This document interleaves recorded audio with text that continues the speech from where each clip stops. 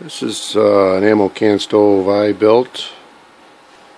I copied the Blue Ridge design using the door on the bottom, and I used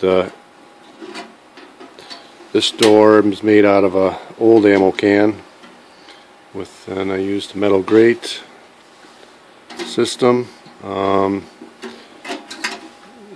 This air regulator didn't really work all that great because the door ended up warping, so I had this closed all the way and still was using wood quite readily. And then my pop rivets for the hinges didn't work that great, they're kind of loose, and then one came out.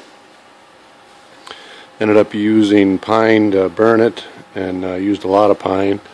I just used some old scrap wood I had laying around. I ended up putting it on this milk crate to get it off the ground a little more, so it was easier to put the wood in. My chimney, I just welded on a sleeve and drilled holes instead of cutting a hole. It was easier. I wanted to see if I could get a 10 by 10 awning tent, comfortably warm right there on a 26-degree day, and I got it up to about 55, but I had to pretty much continually feed wood into this to keep it there, and it won't last too long.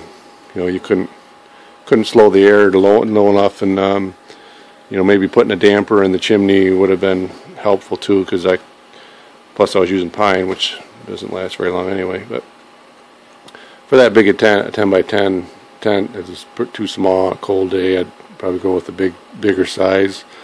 Biggest they make, probably the 30 mil can. That's what I'm going to try next, and see if that'll keep that tent a little bit warmer and make the wood last a little longer. You can put bigger wood. You know, that's the problem with these, is you can't put much wood in them.